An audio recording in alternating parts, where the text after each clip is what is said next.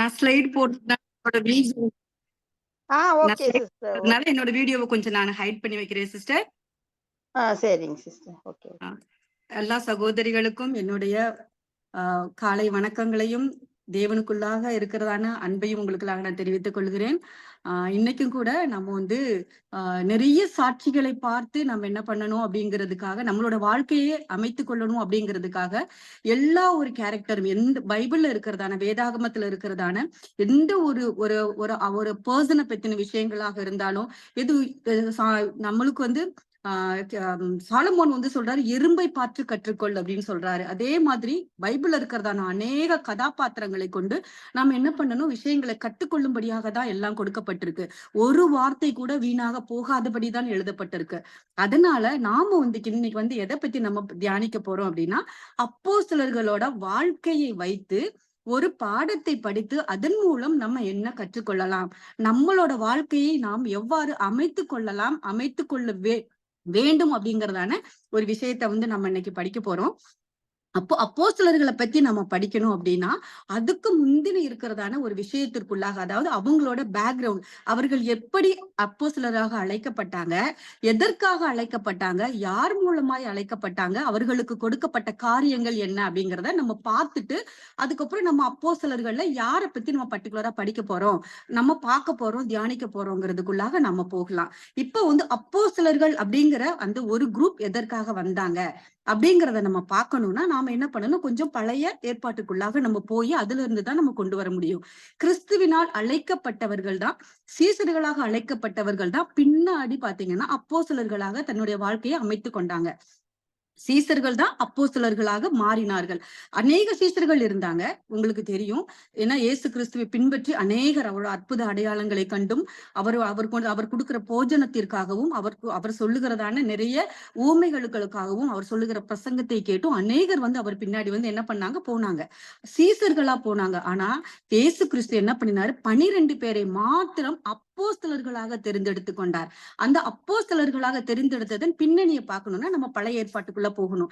இதுல வந்து நம்ம உங்களுக்கு தெரியும், பழைய ஏற்பாட்டிற்கும் புதிய ஏற்பாட்டிற்கும் இடைப்பட்ட காலங்கள் பாத்தீங்கன்னா 400 வருஷம் இருண்ட காலங்கள்னு அழைக்கப்படுது. ஏன்னா பழைய ஏற்பாட்டு மல்கியா தீர்க்கதரிசிக்கு அப்புறம் பாத்தீங்கன்னா மத்தேயு இயேசு கிறிஸ்துவின் வருகைக்கு அப்புறம், அதாவது மாம்சத்தில் வருவதற்கு முன்பாக இருந்த அந்த 400 வருடங்கள் வந்து பாத்தீங்கன்னா இருண்ட காலங்கள் அப்படின்னு அழைக்கப்படுது. ஏன் அப்படின்னா தேவன் வந்து யார் மூலியமாகவும் வந்து என்ன பண்ணாரு, இஸ்ரவேல் ஜனங்கள் கிட்ட பேசவே இல்லை. ஏன்னா அவரோட திட்டத்தை யார் மூலமாகவும் வெளிப்படுத்தல. அப்ப என்ன பண்ணாங்க, அந்த காலங்கள் வந்து ரொம்ப அமைதியின் காலங்களா இருந்தது. இஸ்ரேல் ஜனங்கள் ரொம்ப ஒடுக்கப்பட்ட காலங்களா இருந்தது. ஏன்னா அந்த டைம்ல ரோமர்கள் கிட்ட அவங்க அடிமைகளாக இருந்த காலங்கள். ரொம்ப கஷ்டப்பட்டுட்டு அவர்கள் ரோமர்களோட அந்த வரி விதிப்பு இதுகளுக்குள்ள அவங்க ரொம்ப கஷ்டப்பட்டுட்டு இருந்ததுனால அவங்களுக்கு ஏற்கனவே தெரியும், மோசையின் நியாயப்பிரமாணத்தின்படி ஒரு மேசியா வருவார், நம்மள வந்து அவரு இந்த இக்கட்டு காலத்துல இருந்து நம்மளை காப்பாற்றுவார் அப்படின்னு சொல்லிட்டு, நீங்க நல்ல மத்தேயுவை படிச்சீங்கன்னா யூத ராஜ சிங்கமாகத்தான் இயேசு கிறிஸ்து வந்து போர்ட்ரேட் பண்ணப்பட்டிருப்பார். அதனால ஒரு ராஜா வருவார், ஒரு மேசியா வருவார், ஒரு ரட்சகர் வருவார் அப்படிங்கிற ஒரு போக்கசிங்ல தான் அங்க என்ன பண்ணுவாங்க, அந்த புதிய ஏற்பாட்டு ஜனங்கள்ல வந்து புதிய ஏற்பாட்டுல ஜனங்கள் வந்து எதிர்பார்த்துட்டு இருந்தாங்க. அந்த ஒரு காரணத்தினாலதான் மரியாள் கிட்ட வந்து கேப்ரியேல் தூதன், உனக்கு வந்து ஒரு கன்னியாகிய உன் வயித்துல இயேசுங்கிற ஒரு ரட்சகர் பிறப்பாருன்னு சொன்ன உடனே அவங்க வந்து அக்செப்ட் பண்ணிக்கிட்டாங்க. ஏன்னா அவங்களும் எதிர்பார்த்துட்டு இருந்தது. ஏன்னா அவங்க நியாயப்பிரமாணத்தை படிச்சவங்க, கல்யாணத்துக்கு முன்னாடி கன்னியா ஒருத்தவங்க கர்ப்பம் ஆனாங்கன்னா அவங்க கல்லெறிஞ்சு கொல்லப்பட வேண்டும். ஏன்னா அவங்க வேசியோட கேட்டகரியில போயிடுவாங்க. ஆனாலும் தைரியமாக மரியாள் என்ன பண்ணாங்க, அதை ஏற்றுக்கொண்டாங்க. ஏன்னா மேசியா வருவார் அப்படின்னு அவங்களும் எதிர்பார்த்தாங்க. அதே ஒரு ரீசனுக்கு தான் யோசேப்பும் எதிர்பார்த்தார். அதனாலதான் கன்னியாகிய ஒருத்தவங்க கர்ப்பவதி ஆனாலும் பரவாயில்லை, அது வரப்போகிறவர் ரட்சகரா இருந்தா அந்த பாக்கியம் எனக்கு கிடைக்கட்டும்னு சொல்லிட்டு யோசேப்பும் அதை என்ன பண்ணிட்டார், அக்செப்ட் பண்ணி கொண்டார்.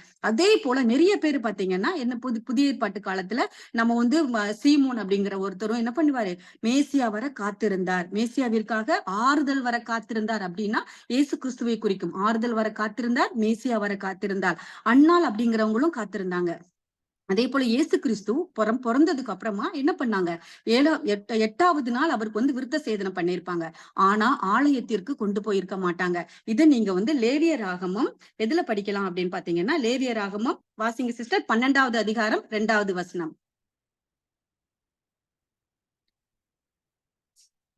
சிஸ்டர் ஆஹ் நீ இஸ்ரவேல் புத்திரரோடே சொல்ல வேண்டியது என்னவென்றால், ஒரு ஸ்திரீ கர்ப்பவதியாகி ஆண் பிள்ளையை பெற்றால், அவள் சூதுக ஸ்திரீ சூதகஸ்திரீ விளக்கமாயிருக்கும் நாட்களுக்கு சரியாக 7 நாள் தீட்டாயிருப்பாள். இப்போ வந்து பாத்தீங்க அப்படின்னா, ஒரு குழந்தை பிறந்த உடனே அந்த 7 நாள் வந்து அவங்க வந்து என்ன பண்ணக்கூடாது, ஒரு ஸ்திரீயானவங்க வீட்டை விட்டு வெளியில போக கூடாது. இது வந்து ஓல்ட் டெஸ்டமெண்ட்ல கொடுக்கப்பட்ட பிரமாணம். மோசேயின் பிரமாணத்துல இது ஒரு பிரமாணம். அவங்க வந்து என்ன, இப்ப மரியாள் வந்து கட்டாயம் 7 நாள் வீட்டை விட்டு வெளி போயிருக்க முடியாது. அப்படின்னா 8வது நாள் என்ன பண்ணிருக்கணும், இயேசு கிறிஸ்துவுக்கு அவங்க என்ன பண்ணிருக்கணும், விருத்த சேதனம் பண்ணிருக்கணும். வாசிங்க சிஸ்டர், அடுத்த வசனம். 8ஆம் நாளிலே அந்த பிள்ளையினுடைய நுனித்தோலின் மாம்சம் விருத்தசேதனம் பண்ணப்பட கடவது. அப்போ அவங்க என்ன பண்ணிட்டாங்க, விருத்த சேதனம் பண்ணிட்டாங்க. விருத்த சேதனம் பண்ணியும் உடனே ஆலயத்திற்கு போக முடியுமா? போக முடியாது. 40 நாள் அவங்களுக்கு அந்த உதிரப்போக்கெல்லாம் நின்னு தன்னை பரிசுத்தப்படுத்தி கொண்ட பின்புதான் என்ன பண்ணணும், பரிசுத்த ஆலயத்திற்குள்ளாக போக முடியும். அடுத்த வசனம் சிஸ்டர். பின்பு அவள் 33 நாள் தன் உதிர சுத்திகரிப்பு நிலையில இருந்து, சுத்திகரிப்பின் நாட்கள் நிறைவேறும் அளவும் பரிசுத்தமான யாதொரு வஸ்துவை தொடவும் பரிசுத்த ஸ்தலத்துக்குள் வரவும் கூடாது. இப்போ பாத்தீங்கன்னா 40 நாட்கள் கழித்துதான் இயேசு கிறிஸ்துவ என்ன பண்றாங்க, ஆலயத்திற்கு, அதுவும் புறா குஞ்சுகளை பழி கொடுத்து சுத்திகரிப்பதற்காக. அதாவது நான் என்ன பண்ணிட்டேன், 40 நாள் என் குழந்தையை பெற்றுக்கொண்டு நான் சுத்திகரிப்பிற்குள்ளாக வந்துட்டேன், என் குழந்தையும் சுத்திகரிச்சுட்டேன் அப்படின்னு சொல்லிட்டு என்ன ஒரு சபையில போய் அவங்க என்ன பண்ணணும், தன்னை வெளிப்படுத்தணும். அதற்காக அவங்க அந்த ஆலயத்திற்கு கொண்டு போறாங்க. அந்த ஆலயத்துல யார் இருக்காங்கன்னு பாத்தீங்கன்னா, சீமோன் அப்படிங்கிற ஒருத்தர் அங்க காத்து கொண்டிருக்கிறார். அவரோட என்ன, உங்களுக்கு தெரியும், புதிய ஏற்பாட்டு காலத்துல எல்லாருமே ஒரு மேசியாக்காக காத்துட்டு இருக்காங்க. அதுல பிரதானமா இருக்கிறவர் சீமோன் என்கிற ஒரு மனிதர் என்ன பண்றாரு, மேசியாவிற்காக காத்து கொண்டு இருக்கிறார். அது வந்து நீங்க லூக்கா 2:25 வாசிங்களா சிஸ்டர். அப்பொழுது சிமியோன் என்னும் பெயர் கொண்ட ஒரு மனுஷன் எருசலேமில் இருந்தான். அவன் நீதியும் தேவபக்தியும் உள்ளவனாகவும் இஸ்ரவேலின் ஆறுதல் வர காத்திருக்கிறவனாயும் இருந்தான். அவன் மேல் பரிசுத்த ஆவி இருந்தார். அங்க பாத்தீங்கன்னா சிமியோன், சாரி நான் சீமோன்னு சொல்லிட்டேன். சிமியோன் அப்படிங்கிற ஒருத்தர் என்ன பண்றாரு, எருசலேம் ஆலயத்துல மேசியா வர காத்து கொண்டிருக்கிறார், ஆறுதல் வர காத்து கொண்டிருக்கிறார். அதே போல அப்போ ஆறுதல் வர காத்து கொண்டிருக்கிறார் அப்படின்னா என்னது மீனிங், என்னன்னா waiting for the மெசையா to come and rescue Israel. அவங்க வந்து எதற்காக காத்திருக்காங்க அப்படின்னா, இஸ்ரேல் தேசத்தை, இஸ்ரேல் ஜனங்களை யாரு காப்பாற்றுவா, அந்த மேசியா வரணும் அப்படிங்கிறதுதான் அந்த சிமியோனோட எய்மா இருந்துச்சு. அதற்காக தான் அவர் என்ன பண்ணி கொண்டிருந்தார், காத்து கொண்டிருந்தார். லூக்கா 2வது அதிகாரம் 38வது வசனம் வாசிங்க சிஸ்டர். அவளும் அந்நேரத்திலே வந்து நின்று கர்த்தரை புகழ்ந்து எருசலேமிலே மீட்பு உண்டாக காத்திருந்த யாவருக்கும் அவரை குறித்து பேசினாள். இங்க வந்து பாத்தீங்கன்னா யாரை பத்தி சொல்றாங்கன்னா, அன்னாள் அப்படிங்கிற ஸ்திரீ அன்னாள வந்து என்ன பத்தி. பண்றாங்க, அவங்களும் எருசலேமின் மீட்புக்காக காத்து கொண்டு இருக்கிறாங்க. இந்த மாதிரி அநேகர் வந்து என்ன பண்றாங்க, இயேசு கிறிஸ்துவுக்காக, மெசியாவுக்காக காத்து கொண்டு இருக்கிறாங்க. இந்த பீரியட்ல தான் யார் வராங்கன்னு பாத்தீங்கன்னா, தி யோவான் ஸ்நானகன் வராரு. இவர் வந்து யாரு, வனாந்திரத்தின் தீர்க்கதரிசி, அவரோட இன்னொரு பேரு. இவர் வந்து என்ன பண்றாருன்னா, இயேசு கிறிஸ்துவுக்கு உங்களுக்கே தெரியும், அவர் வந்து இயேசு கிறிஸ்துவனோட கசின் பிரதர். அப்போ அவர் வந்து என்ன பண்றாரு, இயேசு கிறிஸ்துவுக்கு 6 மாசம் மூத்தவர் இவர். இதெல்லாம் நீங்க பைபிள ரெடியா படிச்சவங்க அப்படின்னா இந்த இந்த இந்த பேக்ரவுண்ட் டீடைல்ஸ்லாம் உங்களுக்கு கட்டாயம் தெரிஞ்சிருக்கும். 6 மாசத்திற்கு மூத்தவர். இவர் வந்து என்ன பண்றாரு, இயேசு கிறிஸ்து வர்றதற்கு வழியை ஆயத்தம் பண்ணி கொண்டிருக்கிறார். எல்லா கடினமான இஸ்ரேல் ஜனங்களின் கடினமான இருதயத்தை எல்லாம் என்ன பண்றாரு, லெகுவாக மாற்றி கொண்டிருக்கிறார். மனம் திரும்புதலுக்கான ஞான ஸ்நானத்தை கொடுத்து கொண்டிருக்கிறார். அப்போ இவர் வந்து என்ன சொல்றார், மேசியான்னு ஒருத்தர் வருவாரு, அவர் பாதரட்சியை கூட கலட்டனா பாத்திரன் அல்ல, அவர் வந்து இந்த எருசலேமின் மீட்புக்காக அவர் வருவார், இந்த எருசலேமை மீட்டு எடுப்பார் அப்படின்னு சொல்லிட்டு, அவர் வருவதற்கு முன்பாக, இயேசு கிறிஸ்து வருவதற்கு முன்பாகவே யோவான் ஸ்நானகன் அந்த வழியை ஆயத்தப்படுத்தி கொண்டிருக்கிறார்.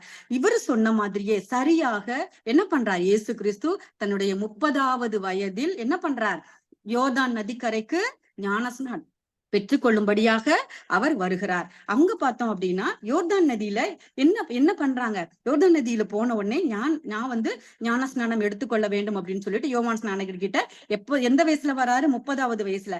இந்த 30வது வயசுல வரணும் அப்படிங்கிறது என்ன கட்டாயம், இயேசு கிறிஸ்து வந்து 35ல எடுத்திருக்கலாம், 31வது வயசுல எடுத்திருக்கலாம், 40வது வயசுல எடுத்திருக்கலாம், 29வது வயசுல எடுத்திருக்கலாம். ஏன் சரியாக 30வது வயசுல எடுக்கணும், இதுவும் ஒரு நியாய பிரமாணம். என்னாகமம் 4வது அதிகாரத்துல நீங்க படிக்கலாம். நியாயப்பிரமாணத்தின்படி பாத்தீங்கன்னா, ஆலய சுத்திகரிப்பிற்கென்று, ஆலய பணிக்கென்று வருகிற லேவியர்கள் எத்தனாவது வயசுல வரணும் அப்படிங்கறது சட்டம்னு பாத்தீங்கன்னா, 30வது வயதிலிருந்து 50வது வயதிற்குள்ளாக அவர்கள் வரணும். 30லிருந்து 50 வரைதான் அவர்களுக்குண்டான வயது வரம்பு. இந்த வயதிற்குள்ளாக தான் ஆலய பணிக்குள்ளாக அவங்க உள்ள வர முடியும். அப்ப இயேசு கிறிஸ்து தன்னோட சரியாக 30 வயதுல என்ன பண்றார்? ஆலய பணிக்காக என்ன பண்றது? இந்த சபைக்காக, மக்களுக்காக தேவன் கொடுத்த அந்த வேலையை செய்யும்படியாக சரியா 30 வயசுல காத்து கொண்டிருக்கிறார். 30ல இருந்து எப்ப எனக்கு 30 வயசு ஆகும், எப்ப நான் தேவன் எனக்கு கொடுத்த அந்த கட்டளையின்படி தேவன் கற்பித்த அனைத்தையும் நான் அந்த பூமியில செய்து முடிக்கணும், அவருடைய வேலையை நான் செய்ய தொடங்கணும்னு சொல்லிட்டு தன்னோட 30வது வயது வரை காத்து கொண்டிருந்து சரியாக 30 வயது ஆன உடனே அவர் என்ன பண்றார்? ஞானஸ்நானத்திற்குள்ளாக வருகிறார். இந்த இடத்துல பார்த்தோம் அப்படின்னா யோர்தான் கரைக்கு வந்துட்டு இருக்கிறார். யோர்தான் எங்க இருக்குன்னா கலிலேயா கடற்கரை பகுதியில் இருக்கிறதான அந்த ஒரு பகுதி தான் இயேசு கிறிஸ்து பிறந்ததான நாசரேத். அந்த நாசரேத்துல இருந்து யோர்தான் நதிக்கரைக்கு இவர் என்ன பண்றார்? ஞானஸ்நானம் பெரும்படியாக வருகிறார்.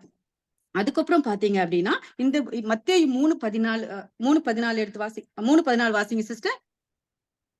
யோவான் அவருக்கு தடை செய்து, நான் உம்மாலே ஞானஸ்தானம் பெற வேண்டியதாய் இருக்க நீர் என்னிடத்தில் வரலாமா என்றான். அப்போ யோவான் ஸ்நானகனுக்கு தெரியாது. ஏன்னா இயேசு கிறிஸ்து தான் மெசையா அப்படிங்கிறது தெரியாது. ஆனாலும் அவர் என்ன சொல்றார்? நீ நான் உங்ககிட்ட ஞானஸ்நானம் பெற்றுக்கொள்ள, ஏன்னா இந்த டைம்ல அவருக்கு தெரிஞ்சிடும் இயேசு கிறிஸ்து தான் தேவனுடைய குமாரன். ஏன்னா அவர் ஏற்கனவே யோவான் ஸ்நானகம் பழைய ஏற்பாட்டின்படி இயேசு கிறிஸ்துவை போல அநேக நியாயப்பிரமாணங்களை கற்று தேர்ந்தவர், தேவனிடத்திலிருந்து தரிசனங்களை பெற்றுக்கொண்டவர். ஏன்னா வானம் திறந்து அவருக்கு நிறைய தரிசனங்களை தேவன் காண்பித்திருப்பார். அப்போ யோவான் ஸ்நானகன் கேக்குறப்போ அப்ப தேவன் கட்டாயம் மேசையான்னு ஒருத்தர் வருவார், அவருக்கு நீதான் ஞானஸ்நானம் கொடுக்கணும் அப்படிங்கறதான புல் திட்டத்தையும் யோவான் ஸ்நானகனுக்கு தேவன் கட்டாயம் வெளிப்படுத்தி இருக்க வேண்டும். அதனால யோவான் ஸ்நானகன் என்ன பண்றாரு அப்படின்னா, நான் உங்ககிட்ட எடுக்கிறப்போ நீங்க என்கிட்ட எடுக்கலாமான்னு சொன்ன உடனே இயேசு கிறிஸ்து என்ன சொல்றார்? நீதி நிறைவேற நான் உன்னோடு இப்போ நான் ஞானஸ்நானம் எடுக்க நீ என்ன தடை செய்ய வேண்டாம். நீதி நிறைவேற அப்படிங்கிறதுக்கு நியாயப்பிரமாணம் நிறைவேற. அப்போ நீதி அப்படிங்கிறது பாத்தீங்கன்னா இன்னொரு பெயர் நியாயப்பிரமாணம். நியாயப்பிரமாணத்திற்கு நீதி அப்படிங்கிற இன்னொரு பெயரும் சொல்லப்பட்டிருக்கு. இப்போ என்னன்னா, அப்போ அவர் ஞானஸ்நானம் கொடுக்கும் பொழுது என்ன பண்ண, வானம் திறந்து பரிசுத்த ஆவி அவர் மேல் இறங்கினதை யாரு காண்கிறார்? யோவான் ஸ்நானகன் காண்கிறார். அப்ப தெரியுது இவர் தான் தேவனுடைய குமாரன், இவருக்காகத்தான் நான் வழியை ஆயத்தப்படுத்த வந்தேன் அப்படிங்கிறது யாருக்கு தெரிஞ்சது? யோவான் ஸ்நானகனுக்கு தெரிஞ்சிருக்கு. இப்போ என்ன பண்ற, அப்போ நீங்க இதை வாசிங்க சிஸ்டர். மார்க் 1:10. அவர் ஜலத்திலிருந்து கரையேறின உடனே வானம் திறக்கப்பட்டதையும் ஆவியானவர் புறாவை போல் தம்மேல் இறங்குகிறதையும் கண்டார். இப்ப யோவான் ஸ்நானகன் என்ன பண்றார்? அவர் இயேசு கிறிஸ்து மேல பரிசுத்த ஆவி புறாவை போல் இறங்குகிறத யார் பாக்குறாரு? யோவான் ஸ்நானகன் பாக்குறாரு. இது ஆல்ரெடி ஏசாயா 42:1வது அதிகாரத்துல ஏற்கனவே இவர் படிச்சது. யாரு? யோவான் ஸ்நானகனுக்கு நன்றாக தெரியும். வானம் தன்னுடைய தாசன் ஒரு வேலைக்காரனை போல வருவார் அப்படின்னு சொல்லிட்டு ஆல்ரெடி என்ன பண்ணிருக்கோம்? ஏசாயா தீர்க்கதரிசியில சொல்லப்பட்டிருக்கும். அது யாருக்கு தெரியும்? யோவான் ஸ்நானகனுக்கு நன்றாக தெரியும். தாசன் அப்படிங்கிறது என்னன்னா வேலைக்காரர். வீட்டுல போய் நீங்க வாசிங்க ஏசாயா 42வது அதிகாரம் 1வது வசனம். இந்த ஏசாயா 42 முழுவதுமே பாத்தீங்கன்னா இயேசு கிறிஸ்துவோட முதல் மற்றும் 2ஆம் வருகையும் இயேசு கிறிஸ்து செலுத்த வேண்டியதான பலிகளையும் குறித்துதான் அநேகமா அந்த அதிகாரத்துல பேசப்பட்டிருக்கும். அதனால அங்க தாசன் அப்படிங்கிறது பழைய ஏற்பாட்டுல சொல்லப்பட்ட அந்த தாசன் அப்படிங்கிற வார்த்தைக்கு எக்ஸாக்ட் மீனிங் பாத்தீங்கன்னா வேலைக்காரன். அது இயேசு கிறிஸ்துவை குறிக்கும். ஏன்னா அவரோட முதல் வருகையில தன்னை வேலைக்காரராகத்தான் அவர் என்ன பண்றார்? தன்னை காட்டிக்கொண்டு தன்னை ஆடு மேய்ப்பவனாக, ஒரு மேய்ப்பனாக தான் அவர் முதல் வருகையில இந்த பூமிக்கு வந்தார். ஆனா இஸ்ரேல் ஜனங்கள் எதிர்பார்த்தது ஒரு ராஜாவை. ஆனா இயேசு கிறிஸ்துவோ இந்த பூமிக்கு வந்தது ஒரு வேலைக்காரராக, ஒரு பணிவிடை செய்கிறவராக தான் அவர் வந்தாரு. இதே போல பாத்தீங்கன்னா வானம் திறக்கிறத நம்ம புதிய ஏற்பாட்டுல இப்போ யோவான் ஸ்நானகன் பார்த்துட்டாரு. இயேசு கிறிஸ்து வானத்துல இருந்து புறா வடிவில் பரிசுத்தாவி இறங்கினதையும் கண்டார். இதே போல நம்ம பழைய ஏற்பாட்டுல ஒருத்தவங்க வானம் திறக்கிறதையும் அதுல இருந்து வருகிறதான ஒரு தேவ தரிசனத்தையும் கண்டிருப்பாங்க. அது யாருன்னு உங்களால சொல்ல முடியுமா சிஸ்டர்? 2 பேர் பார்த்திருப்பாங்க. நீங்க யாராவது ஒருத்தவங்கள சொல்ல முடியுமா? ஞாபகம் இருக்கா?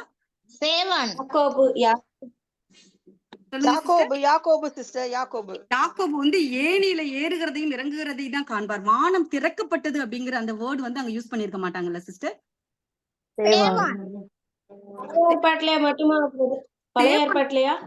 புதிய ஏற்பாடுல சிஸ்டர். பழைய ஏற்பாடு. பழைய ஏற்பாட்டுல வந்து எசேக்கியேல் வந்து பாபிலோனுக்கு சிறை கைதியா கொண்டு போனப்போ அவர் ஜெபம் பண்றப்போ வானம் திறக்கிறதை காண்பார்.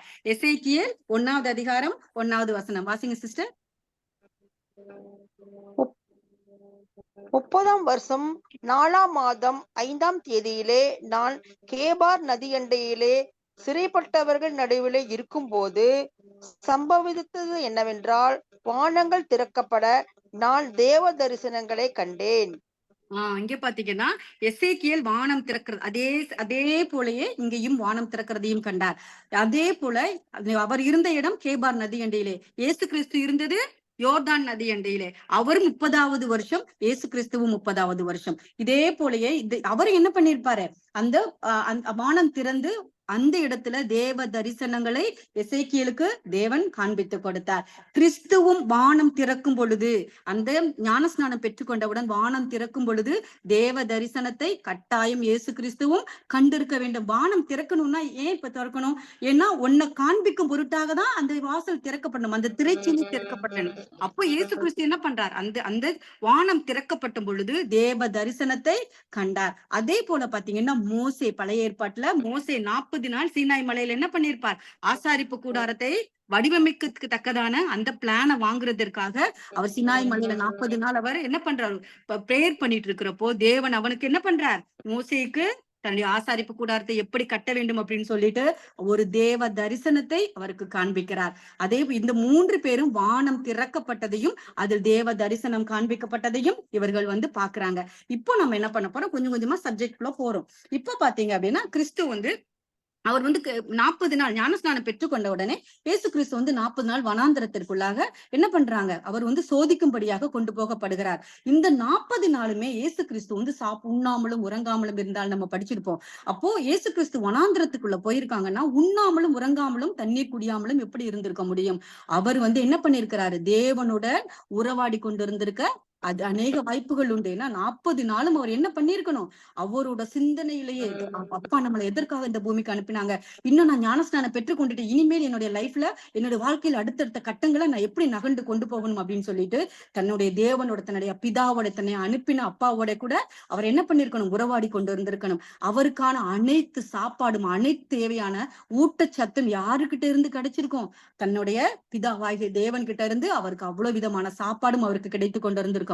அவரு அதை சாப்பிட்டு அதாவது தேவன் கிட்ட இருந்து வருகிறதான அந்த வார்த்தையை சாப்பிட்டு அவர் என்ன பண்ணிருப்பார், 40 நாள் உபவாசம் பண்ணிருப்பார். அந்த 40 நாளுமே என்ன பண்ணிருக்கலாம் அப்படின்னு பாத்தீங்க அப்படின்னா, என்ன பேசி இருக்கலாம், அதாவது நம்ம யூகம். ஏன்னா இயேசு கிறிஸ்து வந்து அவர் ஒரு காரியத்தை செய்யறதுக்கு முன்னாடியும் தேவன் கிட்ட என்ன பண்ணிருப்பாரு, பிரேயர் பண்ணி ஜெபம் பண்ணி அதுக்கப்புறம் தான் முடிவெடுப்பார். ஜெபம்ங்கிறது என்ன, பேசுதல், உறவாடுதல். நம்ம பேசணும், தேவனும் திருப்பி ரிப்ளை பண்ணி பேசணும், அதுதான் ஜெபம். அந்த மாதிரி அவர் என்ன பண்ணிருக்காரு, அப்பா கிட்ட ஒரு பேச்ச அவர் பண்ணி இருந்திருக்கணும் வனாந்தரத்துல. அப்போ அவருக்கு பின்னாடி வரக்கூடிய அவ்வளவு திட்டங்களையும் தேவன் வெளிப்படுத்தி இருப்பார். அந்த இடத்துலதான் அதற்கப்புறமா அப்போஸ்தலர்களை பத்தினதான ஒரு திட்டம் இவருக்கு தெரிஞ்சிருக்க வாய்ப்பு அதிகமாக இருக்கிறது. அப்போ பாத்தீங்க அப்படின்னா இதே இது நம்ம 3 சுவிசேஷங்களையும் நம்ம வாசிச்சோம் அப்படின்னா 4 சுவிசேஷ புத்தகங்கள் இருக்கு இல்லையா, நம்மளோட புதிய ஏற்பாட்டில மத்தேயு, மார்க்கு, லூக்கா, யோவான், அந்த 4 சுவிசேஷ புத்தகத்திலயுமே பாத்தீங்க அப்படின்னா இயேசு கிறிஸ்து இந்த 3 சோதனைகளுக்கு, அதாவது வனாந்தரத்துல சாத்தானால் ஏற்படுத்தப்பட்ட அந்த 3 சோதனைகளுக்கு பின்னாடி என்ன நடந்துச்சு அப்படின்னா, மத்தேயு, மார்க்கு 2 சுவிசேஷ புத்தகத்துல யோவான் ஸ்நானகனை கைது செய்யறது, அவரை சிறைச்சேதம் பண்றதை பத்தி அநேகமா பேசப்பட்டிருக்கோம். லூக்காவுல வந்து பாத்தீங்கன்னா கலிலேயாவுக்கு பிரசங்கம் செய்ய இயேசு கிறிஸ்து போனதை பத்தி பேசப்பட்டிருக்கோம். ஆனா யோவான் புஸ்தகத்துல பாத்தீங்க அப்படின்னா இவர் அந்த 3 சோதனைகளையும் கடந்து வந்ததுக்கு அப்புறமா அப்போஸ்தலர்களை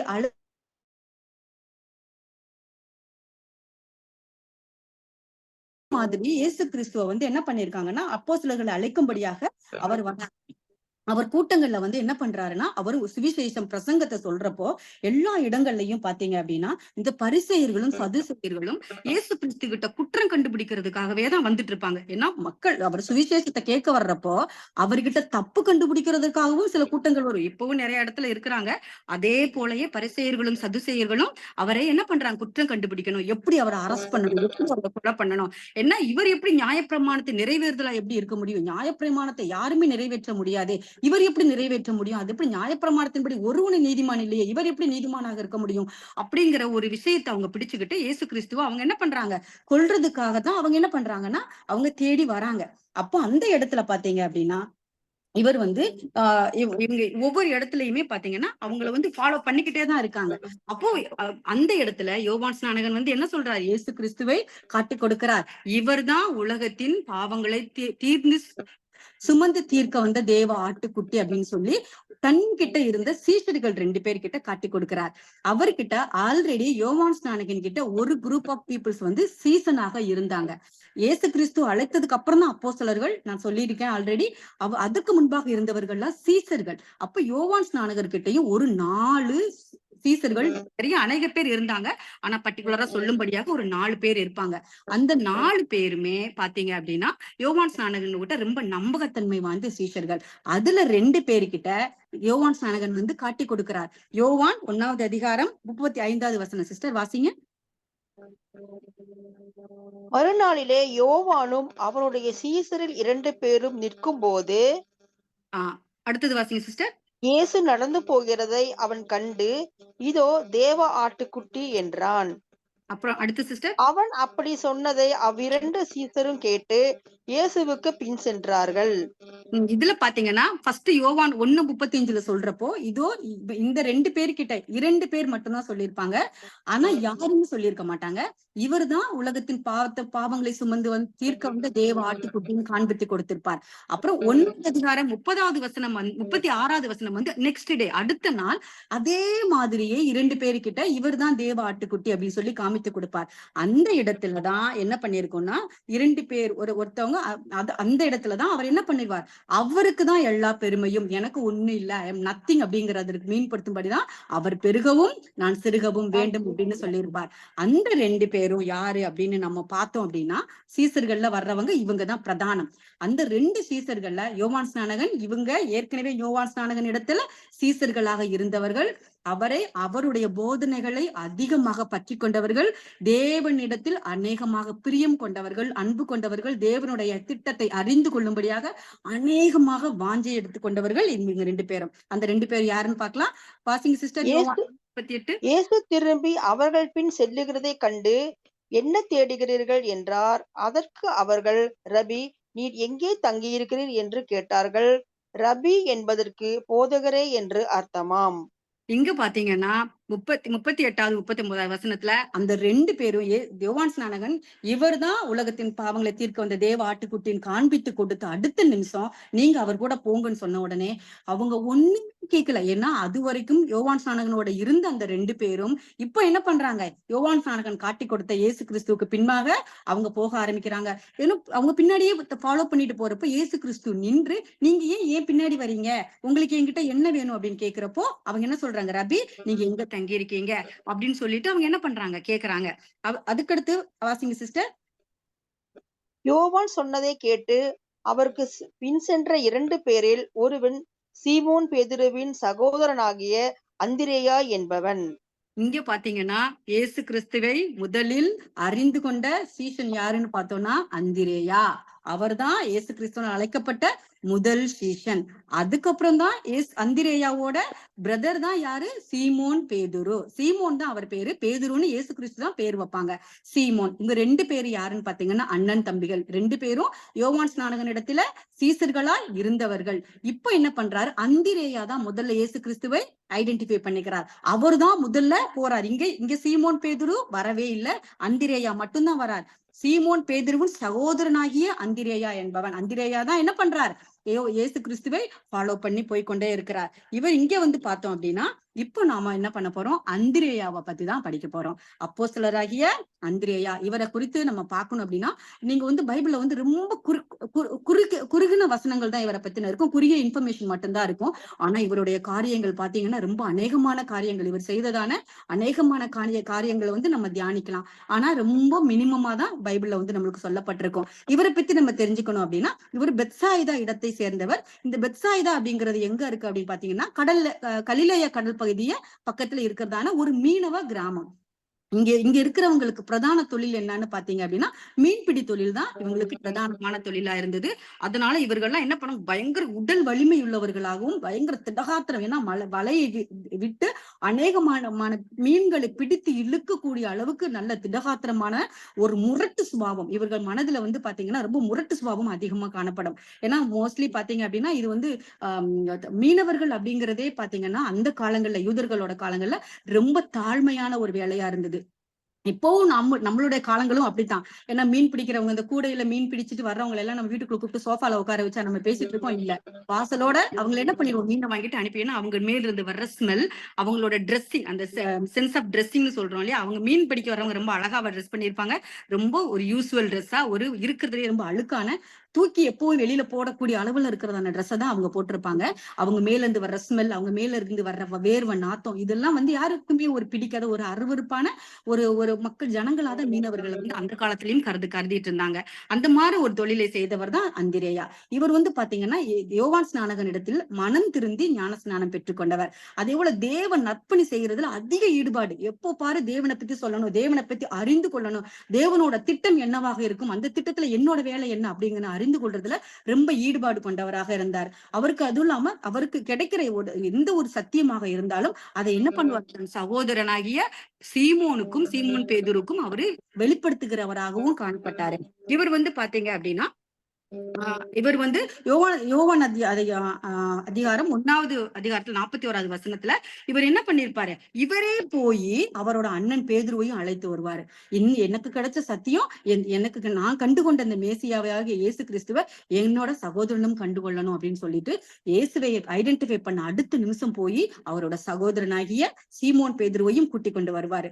இவர் வந்ததுக்கு அப்புறம் தான் என்ன பண்ணுவாங்கன்னா இயேசு கிறிஸ்து சீமோன் பேதுருக்கு என்ன பண்ணுவாரு, கேபா அப்படின்னு சொல்லிட்டு பெயர் மாற்றம் செய்வார். கேபா என்பதற்கு பாறை அப்படிங்கறதான அர்த்தம். ஆனா இவரை பற்றி, பேதுருவை பற்றி அநேக காரியங்கள் பைபிள் எழுதப்பட்டிருந்தாலும் அந்திரேயாவை பற்றி மிக கம்மியான ஒரு இன்ஃபர்மேஷன்ஸ் மட்டும்தான் கொடுக்கப்பட்டிருக்கு. இங்க பாத்தீங்கன்னா யோவான் 6:8 வாசிங்க சிஸ்டர். அப்பொழுது அவருடைய சீசரில் ஒருவனும் சீமோன் பேதுருவின் சகோதரனுமாகிய அந்திரேயா அவரை நோக்கி, இங்க பாத்தீங்கன்னா சீமோன் பேதுருவின் சகோதரனாகிய அந்திரேயாவும் சீமோனும் தான் என்ன பண்ணிடுறாங்க, வெளியில இவங்க இயேசு கிறிஸ்துவோட கூட வராங்க. இங்க பார்த்தோம் அப்படின்னா இப்ப நம்ம என்ன பண்ண போறோம், அந்திரேயாவை மட்டும் குறித்து நம்ம இப்ப சீமோன் பேதுருவும் அந்திரேயாவும் அப்போஸ்தலர்களாக, அதாவது சீசர்களாக இயேசு கிறிஸ்துவோட வந்துட்டாங்க. இப்போ நம்ம அந்திரேயாவை மட்டும் பத்தி பார்க்க போறோம். ரொம்ப குறைவாக இடத்துல சொல்லப்பட்டாலும் ரொம்ப முக்கியமான இடங்கள்ல ரொம்ப அழுத்தமாக சொல்லப்பட்டிருக்கும். யாரை பத்தி, அந்திரேயாவை பத்தி. 2 மீன்களும் 5 அப்பங்களும் அப்படிங்கிற அந்த ஒரு அற்புதத்தை பத்தி நம்ம பைபிள்ல படிச்சிருப்போம். யோவான் எழுதின அதிகாரம் 6:8-9 வாசிங்க சிஸ்டர். ஆல்ரெடி நம்ம வாசிச்சிட்டோம். 6:9 வாசிங்க சிஸ்டர். இங்கே ஒரு பையன் இருக்கிறான், அவன் கையில் 5 வாட்கோதுமை அப்பங்களும் 2 மீன்களும் உண்டு, ஆனாலும் அவைகள் இத்தனை ஜனங்களுக்கு எம்மாத்திரம் என்றான்.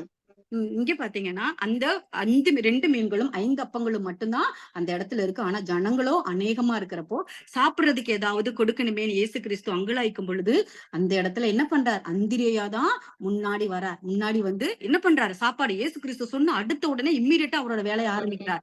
போய் கூட்டத்துக்குள்ள தேடுறாரு ஏதாவது சாப்பாடு கிடைக்குமா அப்படின்னு சொல்லிட்டு. அங்க பார்த்தா ஒரு சின்ன பையன் என்ன பண்றான், 2 மீனும் 5 வார்கோதுங்களை வச்சு ஒரு கூட, ஏன்னா அவன் சாப்பாடை எடுத்துட்டு வந்திருக்கான் வீட்டுல இருந்து வரப்பவே. அப்போ அவ சொல்ற இவன் கிட்ட இது மட்டும்தான் இருக்குன்னு அந்த பையனையும் கையோட கூட்டி கொண்டு போய் இயேசு கிறிஸ்துவோட நிறுத்துறார்.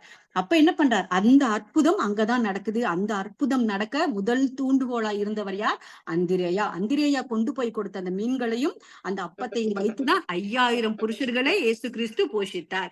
இது பாத்தீங்கன்னா அவர் செய்ததான முதல் காரியம், அதாவது பைபிள்ல ரெக்கார்ட் எழுதப்பட்டது. ரெண்டாவது இது பாத்தீங்கன்னா இயேசு கிறிஸ்துவோட கடைசி பஸ்கா பண்டிகை கொண்டாடப்படுறதுக்கு அவர் கழுதையின் மேல எங்க போவாரு, அவர் கிறிஸ்து என்ன பண்ணுவாரு, அந்த கிரேக்க மக்கள் அநேகர் அவரை சூழ்ந்து இருப்பாங்க. அவங்க என்ன பண்ணுவாங்க, எல்லாம் போய்கொண்டு இருப்பார். எருசலேம் தேவாலயத்திற்கு பஸ்காவை கொண்டாடும்படியாக இயேசு கிறிஸ்து கழுதையின் மேல் அவர் போகிறார். அப்ப பாத்தீங்கன்னா ஏற்கனவே அந்த கிரேக்கர்கள் அநேகர் இயேசு கிறிஸ்துவின் மேல ஒரு ஆசை, ஒரு பற்று, அவரை பார்க்கணும், அவர் பக்கத்துல போய் நிக்கணும்னு ரொம்ப ஆவல் கொண்டிருந்தாங்க. ஏன் அப்படின்னா இவன் மரித்த லாசருவை 4 நாட்களுக்கு அப்புறமா உயிரோட இயேசு கிறிஸ்து கொண்டு வந்திருப்பார். அது அனைவருக்கும் எல்லாருக்கும் தெரியும். அந்த மரித்த லாசருவை உயிரோட கொண்டு வந்துட்டாரு அப்படிங்கிற அந்த அற்புதம் எல்லாருக்கும் பரவி இருக்கும்.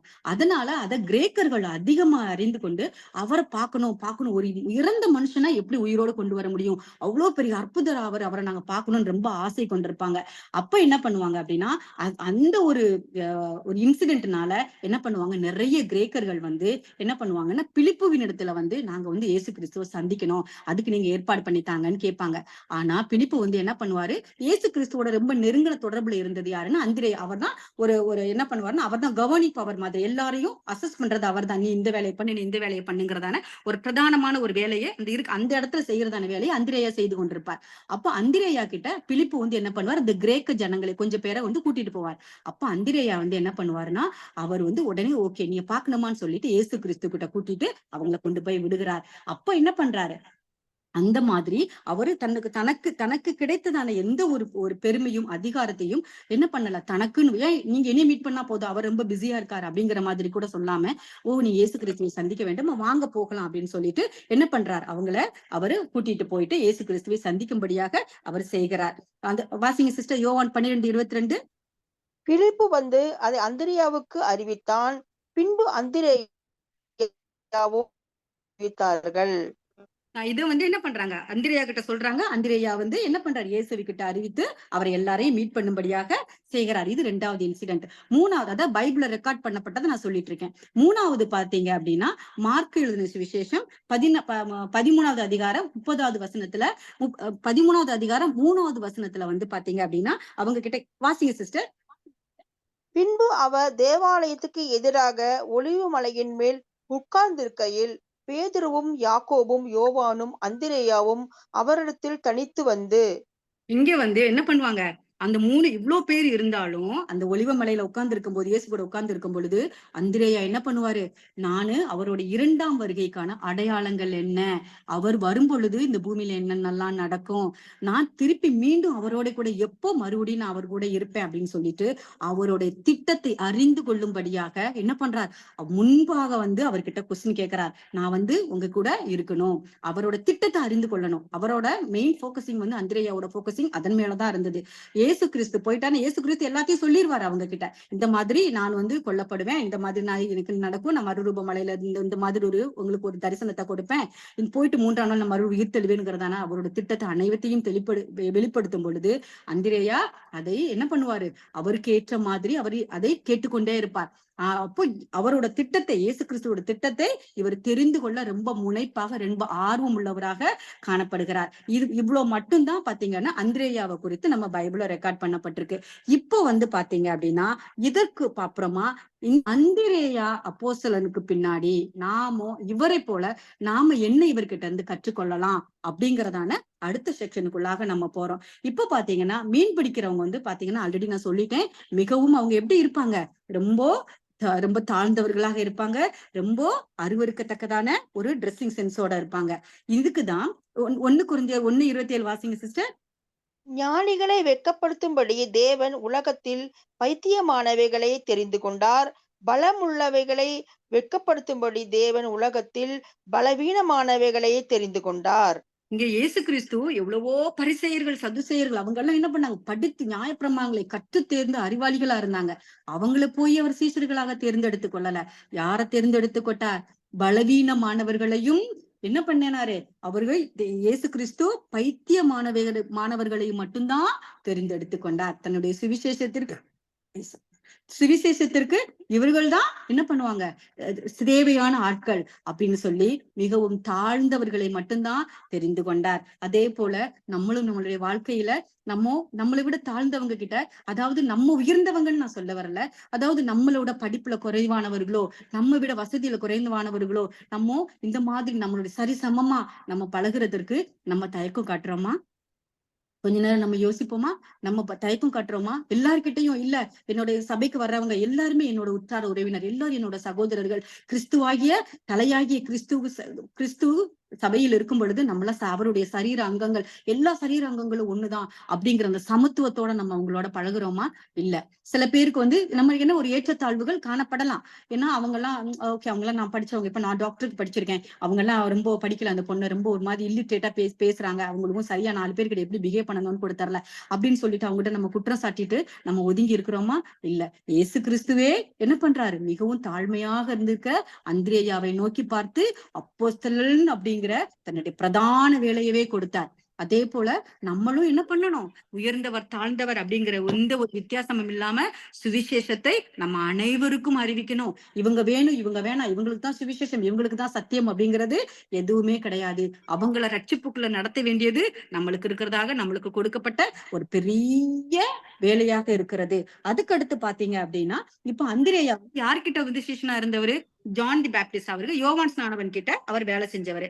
அவர் வந்து ரொம்ப தேவனுடைய வேலையை ரொம்ப அதிகமா அவர் வந்து விரும்பினவரா இருந்தாரு. வாசிங் சிஸ்டம் மத்தேயு 5:6. நீதியின் மேல் பசிதாகம் உள்ளவர்கள் பாக்கியவான்கள், அவர்கள் திருப்தி அடைவார்கள். இவங்க பாரு, அந்த அந்திரேயா வந்து என்ன பண்ணாரு? நீதியின் மேல் அப்ப பசிதாகம் உள்ளவராக காணப்பட்டார். எப்பவுமே அவர் நீதி நீதி நியாயங்களும் இயேசு கிறிஸ்து பிரசங்கிக்கிற சுவிசேஷங்கள் மேலேயும் அவர் அதிகமா ஆர்வமாக இருந்தார். அதே போல நம்மளும் என்ன செய்யணும்? நீதியின் மேல் பசிதாகம் உள்ளவர்களாக நாம இருக்கணும். நீதியை நம்ம எப்ப தெரிந்து கொள்ள முடியும்? இது தப்பு, இது ரைட்டுன்னு நம்ம எப்ப தெரிந்துக்க முடியும்? வேதாகமத்தை நம்ம அழகாக ஊன்றி படிக்கும் பொழுது மட்டும்தான் நம்மளால என்ன பண்ண முடியும்? நீதி நியாயங்களை பற்றி தெரிந்து கொள்ள முடியும். அப்போ நம்ம தினமும் என்ன பண்ணணும்? கிடைக்க நேரங்களை எல்லாத்துலயும் வேதத்தை படித்து அதன்படி நடக்கிறவர்களாகவும் நாம காணப்படணும். இப்போ எவ்வளவோ சீஷர்கள் வந்து யோவான் ஸ்நானகர் கிட்ட இருந்தாலும் எதற்காக அந்திரேயாவும் பேதுருவும் மட்டும் இயேசு கிறிஸ்துவ கிட்ட அவர் அனுப்பி வைக்கணும்? ஏன்னா இருந்தவங்களே இவங்க 2 பேரும் தான் நீதியின் மேல் அதிக பசிதாகம் உள்ளவர்களாக காணப்பட்டிருக்கலாம். அவர் இயேசு கிறிஸ்துவின் போதனைகளை வரக்கூடிய மேசியாவை பற்றி தெரிந்து கொள்ளக்கூடிய ஆர்வம் அதிகம் உள்ளவர்களாக காணப்பட்டிருக்கலாம். அதுக்காக தான் என்ன பண்ணிருப்பாரு? யோவான் ஸ்நானகன் வந்து அவர் கூட அனுப்பி வச்சிருக்கலாம். பாத்தீங்க சிஸ்டர், லூக்கா 16:10. கொஞ்சத்திலே உண்மையுள்ளவன் அநேகத்திலும் உண்மையுள்ளவராயிருக்கிறான், கொஞ்சத்திலே அநீதியுள்ளவன் அநேகத்திலும் அநீதியுள்ளவனாயிருக்கிறான். இப்போ நாம பார்த்தோம்னா நம்மளுக்கு சத்தியம் வந்து குறைவாதான் கிடைச்சிருக்கு. இந்த குறைவான சத்தியத்திலையும் நம்ம உண்மையுள்ளவர்களாக இருக்கிறோமா? சில பேருக்கு அநேகமான சத்தியங்களுக்கு தெரிஞ்சிருக்கும். நிறைய பேர் பாத்தீங்கன்னா பைபிள்ல டாப் டு பாட்டம் அழகா படிச்சிருப்பாங்க, எல்லாமே தெரியும் அவங்களுக்கு. ஆனா அந்த பைபிள்ல இருக்கிற வார்த்தையின்படி அதில் சொல்லப்பட்ட அந்த சத்தியத்தின்படி நடக்கிறவர்களா நம்ம காணப்படுறோமா? அதை நாம பார்க்கணும். அந்த வாசிக்கிறவர்களாக மட்டுமல்லாம அந்த வசனத்தின்படி நடக்கிறவர்களாகவும் ஒவ்வொரு நாளும் டெய்லி நம்ம என்ன பண்றோம்? வித்தியாசமான மெசேஜஸ் வந்து நம்ம கேட்கிறோம். அதுல இருந்து நம்மளுக்கு ஒரு சில காரியங்கள் வந்து நம்மளுக்கு தேவன் நம்மோட கூட பேசி இருப்பார். அந்த வசனத்திற்கு, அந்த வார்த்தைக்கு நம்ம ஒப்பு கொடுத்து அதன்படி நம்ம நடக்கிறோமா அப்படிங்கிறத நம்ம ஒவ்வொரு நாளும் சிந்தித்து செயல்படணும். அடுத்து 3வது என்னன்னு பாத்தீங்கன்னா, இவர்தான் தேவ ஆட்டுக்குட்டின்னு அவர் காமிச்சு கொடுத்த உடனே, யோவான் ஸ்நானகன் காமிச்சு கொடுத்த உடனே அந்திரேயா என்ன பண்றார்? அவருடைய அத்தனை வேலையையும் விட்டு இயேசு கிறிஸ்துவின் பின்னாடி போயிட்டார். அவர் என்ன பண்றாரு? அவர் பின்னாடி போய் அவரை பத்தி தெரிந்துக்கிறதுக்கு தன்னுடைய முழு விருப்பத்துடன், யோவான் ஸ்நானகன் கம்பல் பண்ணவே இல்லை. நீ போனாதான் ஆச்சு, நீ போனாதான் உனக்கு ரட்சிப்பு, நீ போலேன்னா நீ நல்லா இருக்க மாட்ட, நீ கஷ்டப்படுவ, உனக்கு ஆசீர்வாதம் கிடைக்காதுன்னு சொல்லி யோவான் ஸ்நானகன் வந்து அந்திரேயாவை ஃபோர்ஸ் பண்ணல, கட்டாயத்தின் பேர்ல அவர் அனுப்பல. அவர் சொன்ன உடனே அடுத்த நிமிஷம் என்ன பண்ண? நீ அவரை பின்தொடர்ந்து செல் அப்படின்னு யோவான் ஸ்நானகன் சொன்ன உடனே தன்னுடைய எல்லா வேலையும், தன்னுடைய இத்தனை வருஷமாக குருவாக நினைச்ச யோவான் ஸ்நானகனையும் விட்டு இயேசு கிறிஸ்துவனுடனே தன்னுடைய முழு விருப்பத்துடனும் போயிட்டாரு. நம்மளும் அப்படி இருக்கோமா? இந்த உலக ஆசை எவ்வளவு இருக்கும். உலக ஆசை, தற்பெருமை, நான் அப்படிங்கறதான ஒரு அகந்தை, அகம்பாவம். நான் எல்லாரையும் சொல்லல, ஒரு சிலர் இப்ப எனக்கு இருக்கும். அப்போ நான் வந்து இந்த மாதிரி இந்த ஒரு நல்ல ஒரு ஸ்டேட்டஸ்ல இருக்கேன் அப்படிங்கிறப்ப நான் போய் இப்படி தாழ்ந்தவர்கள் கிட்ட எல்லாம் நான் போய் சுவிசேஷம் சொல்ல முடியுமா? இவங்க வீட்டுல எல்லாம் உட்காந்து இயேசு கிறிஸ்துவை பத்தி சொல்ல முடியுமா? அந்த மாதிரி நம்ம நினைக்க முடியாது. இயேசு கிறிஸ்துவனுடைய வேலையை சொந்த விருப்பத்தோடு, யாருடைய கட்டாயத்தின் பேர் இல்ல, நான் சர்ச்சில் மெம்பரா இருக்கேன், நான் சர்ச்சில் டீக்கனா இருக்கேன், நான் ஒரு மூப்பரா இருக்கேன் அப்படிங்கறதற்காக நான் போய் என்ன பண்ண? ஒரு ஹாஸ்பிட்டல் மினிஸ்ட்ரி செய்யக்கூடாது. ஒரு லேடிஸ் பிரேயர்ல எடுத்து நடத்துறதான வேலையை நம்ம செய்யக்கூடாது. முழு விருப்பத்தோடு, நான் சந்தோஷத்தோடு. ஏன்னா நீங்க எல்லாம் எவ்வளவு அழகா சாட்சி சொல்றீங்க, இன்னைக்கு அழகா அந்த சிஸ்டர் ரொம்ப அழகா அந்நிய பாஷையில அவங்க ஆராதிக்கிறாங்க அப்படிங்கிறப்ப பாத்தீங்கன்னா அது முழு விருப்பத்தோடு நான் வந்து கர்த்தருடைய வேலையை செய்யறேன். இதுவுமே கர்த்தருக்கான ஒரு வேலைதான். ஏன்னா நம்ம சும்மா கர்த்தருடைய சித்தம் இல்லாம நான் ஒவ்வொரு வாரமும் சொல்றது அதுதான்.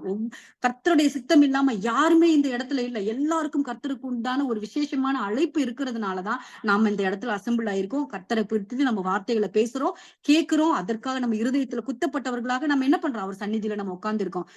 அந்த ஒரு பாக்கியம் கொடுத்ததற்காக நான் தேவனை ஸ்தோத்தரிக்கிறேன். இந்த பாக்கியம் எல்லாருக்கும் எப்பொழுதும் கிடைக்கணும். கிடைக்கிற சந்தர்ப்பத்தை நம்ம என்ன பண்ணக்கூடாது, அவரை பத்தி அறிகிறதற்கான சந்தர்ப்பத்தை எதையுமே நம்ம மிஸ் பண்ணக்கூடாது. எந்த ஒரு காரியமாக இருந்தாலும், ஒரு லேடிஸ் பிரேயரா இல்லைன்னா நம்ம ஒரு சண்டே ஸ்கூல் மினிஸ்ட்ரி இருக்கா, அதுக்கு நம்ம போய் டீச் பண்ணணுமா, எதுவாக இருந்தாலும் முதலில் அவருடைய ராஜ்யத்தை தேடுங்க, பிள்ளை எல்லாம் சேர்த்து கொடுக்கப்படும். எல்லாம் அதுக்கப்புறமா நம்மளுக்கு கொடுக்கப்படும். அவருக்குள்ளதான அவருடைய வேலையை தான் நம்ம பிரதானமா செய்யணும். அதுக்கடுத்து பாத்தீங்கன்னா அவர் என்ன பண்றாரு, இயேசு கிறிஸ்துவனுடனே உடனே தன்னுடைய சுய விருப்பத்தோடு அவர் என்ன பண்ணிட்டாரு, அந்திரேயாவும் பேதுருவும் அவரை பின்தொடர்ந்து போயிட்டாங்க. அதே போல நம்மளுடைய வாழ்க்கை, நம்மளுடைய உலக பிரகாரமான ஆசை நம்ம பின்னே இழுத்தாலும் எல்லாவற்றையும் குப்பை என்று உதறி தள்ளிவிட்டு மேன்மையானதை நம்ம என்ன பண்ணணும், பற்றிக்கொள்ள அவர் பின்னாடி நம்ம ஓடணும். இப்ப பாத்தீங்கன்னா 2 கொரிந்தியர் 5:17 வாசிங்க சிஸ்டர். இப்படி இருக்க ஒருவன் கிறிஸ்துவுக்குள் இருந்தால் புது சிருஷ்டியா இருக்கிறான், பழையவைகள் ஒளிந்து போயின, எல்லாம் புதிதாயின. இங்க அந்திரேயா தான் ஒரு புது சிருஷ்டி அப்படிங்கிறத அவர் என்ன பண்றாரு, புரிந்து கொண்டார். அப்ப எனக்கு இனிமே பழைய வாழ்க்கை எனக்கு வேண்டாம், எனக்கு எல்லாமே இனி புதியதா இருக்கிற இயேசு கிறிஸ்துவுக்கு பின்னாடி போகிற அந்த பாக்கியமே எனக்கு போதும் அப்படின்னு சொல்லிட்டு தன்னுடைய புது சிருஷ்டியின் அந்த வாழ்க்கைக்குள்ளாக சென்று விடுகிறார். இதே போல இயேசு கிறிஸ்துவுக்கு பின்னாடி செல்கிற நாமளும் ஒவ்வொரு புது சிருஷ்டி. நம்ம போன கிளாஸ்ல பார்த்திருப்போம், புது சிருஷ்டியை பத்தி நம்ம படிச்சோம், புது சிருஷ்டியின் அனுபவம் எப்படி இருக்கும் அப்படின்னு சொல்லிட்டு. அந்த புது சிருஷ்டியின் அனுபவத்திற்குள்ளாக நம்ம போயிடணும். நம்ம பழைய வாழ்க்கை நம்மளுக்குள்ளாக வரக்கூடாது. பழைய வாழ்க்கை வர்றதுக்கு அநேகமாக சாத்தான் நெருக்கமா விடமாட்டான். நம்மள கஷ்டப்பட்டு நமக்கு ஆல்ரெடி நம்ம படிச்சோம் இல்லையா, கூட்டு புழுல இருந்து புழுவா எப்படி வரும், பட்டர்ஃபிளை தன்னை சுத்தி கூடு கட்டிக்கொள்ளும். அப்ப ஆகாயத்து பட்சிகள் அந்த புழுவை திங்கிறதுக்கு ட்ரை பண்ணும். அதே மாதிரிதான் புது சிருஷ்டியா நம்ம மாறணும்னு நினைக்கிறப்போ சாத்தான் நம்மளை விடமாட்டான். அநேக நெருக்கங்கள், அநேக உலக ஆசைகள், அநேக விதமான நம்ம கிட்ட இருக்கிற பலவீனங்கள் எல்லாம் நம்ம முன்னாடி கொண்டு வந்து கொடுப்பான். ஆனா நம்ம என்ன பண்ணக்கூடாது, அதையெல்லாம் நம்ம குப்பையனை தள்ளிட்டு அந்த புது சிருஷ்டியின் அனுபவத்தோட கூட நம்ம கடந்து செல்லணும். அதுக்கடுத்து பாத்தீங்க அப்படின்னா இயேசு கிறிஸ்துவனோட என்ன பண்ண தெரிஞ்ச உடனே அந்திரேயா இயேசு கிறிஸ்து இவர்தான் மெசையா, இவர்தான் தெரிஞ்ச உடனே என்ன பண்ணிட்டாரு, அந்த சத்தியத்தை, அந்த பெரிய சந்தோஷத்தை என்ன பண்ண தன்னுடைய சகோதரனுக்கும் அறிவிக்கும்படியாக அவர் போய் சீமோன் கிட்டையும் சொல்லி சீமோனையும் கையோட கூட்டிட்டு வந்துட்டாரு. இதே போல நம்மளுக்கு கிடைச்ச இந்த சத்தியத்தை நம்ம அடுத்தவரோட பகிர்ந்துக்கிறோமா, நம்ம கிடைச்ச இந்த சந்தோஷத்தை நம்ம அடுத்தவரோட கூட பகிர்ந்துக்கிறோமா, அதற்கு நம்ம என்ன பண்ணணும், முந்திக் கொள்ளுகிறவர்களாக இருக்கணும். ரோமர் 1:16 வாசிங்க சிஸ்டர். கிறிஸ்துவின் சுவிசேஷத்தை குறித்து நான் வெட்கப்படேன், முன்பு யூதரிலும் பின்பு கிரேக்கரிலும் விசுவாசிக்கிறவனவனோ அவனுக்கு இரட்சிப்பு உண்டாவதற்கு அது தேவ பலனாயிருக்கிறது. இங்க பார்த்தோம் அப்படின்னா நம்ம சுவிசேஷம் சொல்றதுக்கு என்ன பண்ணக்கூடாது, வெட்கப்படவே கூடாது. யாராக இருந்தாலும் என்ன பண்ணணும், நம்ம சுவிசேஷத்தை சொல்லணும். ஐயோ இவங்க கிட்ட பார்த்து வெட்கப்படக்கூடாது அப்படிங்கிறப்போ பயப்படவும் கூடாது. ஐயோ நம்ம போய் சுவிசேஷத்தை சொல்றப்போ அடிச்சிடுவாங்களே, நம்மளை கொன்னுடுவாங்களே அப்படின்னு சொல்லிட்டு நம்ம எந்த தயக்கத்தையும் காட்டக்கூடாது. சொல்றத நம்ம சொல்லிடணும். அதுக்கப்புறம் கிரியை செய்கிறவர் தேவனும் இயேசு கிறிஸ்து, அவங்க 2 பேரும் கிரியேட் செஞ்சுக்குவாங்க. அது கட்டாயம். கல்லான இருதயத்தை சதையான இருதயமாக மாற்றக்கூடிய வல்லமை கொண்டவர் அவர் ஒருவர். ஆனா சத்தியமாகி அந்த விதையை போட வேண்டியது நம்மளுடைய கடமை. நம்மளால முடிஞ்ச அளவு நம்ம என்ன பண்ணணும், ஒருத்தருக்காவது சுவிசேஷத்தை சொல்லி அவங்கள கிறிஸ்துவுக்குள்ளாக, அந்திரேயா எப்படி தன்னோட சகோதரனை அழைத்து கொண்டு வந்தாரோ அதே போல நம்மளும் நம்மளோட வாழ்க்கையில ஒருத்தரையாவது நம்ம அழைத்து கொண்டு வந்திருக்கணும். அவரோட சமூகத்துக்கு கொண்டு வந்திருந்தோம் அப்படின்னா அவர் இயேசு கிறிஸ்துவின் வருகையில நம்மளுக்கு என்ன கொடுப்பாராம், ஜீவ கிரீடத்தை கொடுப்பாரா. நீ கொஞ்சத்திலே உண்மையா இருந்தால் அநேகத்தின் மேல் உன்னை அதிபதியாக வைப்பேன். தாளந்து ஓமையை படிச்சிருப்போம். 5 தாளந்து கொடுத்தவருக்கு 10 பட்டணத்தை கொடுத்திருப்பார். 2 தாளந்து கொடுத்தவருக்கு 2 பட்டணம். 1 தாளந்து கொடுத்தவனா என்ன பண்ணா, பூமிக்கு அடியில புதைச்சு வச்சான். அவங்ககிட்ட இருக்கிறதையும் புடுங்கி அந்த 5 தாளந்து உள்ளவன் கிட்ட கொடுத்துட்டாரு. அதே போல நம்ம கொஞ்சத்துல உண்மையா இருந்தோம்னா தேவன் நம்மளுக்கு அநேகங்களுக்கு அதிபதியாக வைப்பார். அதற்குரிய ஆசீர்வாதத்தை கொடுக்கக்கூடிய வல்லமையும் பலமும் அவர் கையில இருக்கு. நம்ம அதற்கு பாத்திரவான்களாக நம்மளுக்கு கொடுக்கப்பட்ட இந்த சுவிசேஷத்தை அநேகருக்கு நம்ம அறிவிக்க நம்ம என்ன பண்ண தயாரானவர்களாக இருக்கணும். அதுக்கடுத்து பாத்தீங்க அப்படின்னா அடுத்த வசனம் வாசிங்க சிஸ்டர். 2 தீமோத்தேயு 4:2.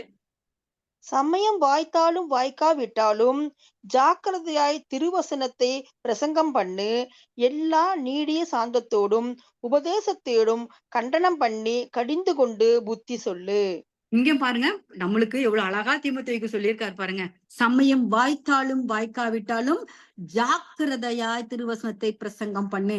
நீ என்ன பண்ணக்கூடாது, உன் இஷ்டத்துக்கு திருவசனத்தை திரிச்சு நீ இப்படி பண்ணாதான் உனக்கு ஆசீர்வாதம், நீ இந்த மாதிரி எனக்கு கொடுத்தாதான் ஆசீர்வாதம், அந்த மாதிரியான சுவிசேஷம் கிடையாது. ஜாக்கிரதையாய் திருவசனத்தை உள்ளதை உள்ளதென்றும் இல்லாததை இல்லாதென்றும் சொல்ல ஜாக்கிரதையாயிருங்கள். கரெக்டா நம்ம என்ன பண்ணணும், வசனத்தை வசனமா போதிக்கணும். அவங்க இஷ்டத்துக்கு வசனத்தை நம்ம திரிச்சு போதிச்சோம் அப்படின்னா அதற்குரிய பலன் அவரோட கூட வருகிறது. வெளிப்படுத்தும் விசேஷத்துல நம்ம படிக்கிறோம் இல்லையா, அவரோட கூட வருது. அதற்கேற்ற மாதிரி நியாய தீர்ப்பு நம்மளுக்கு காத்து கொண்டு இருக்கிறது.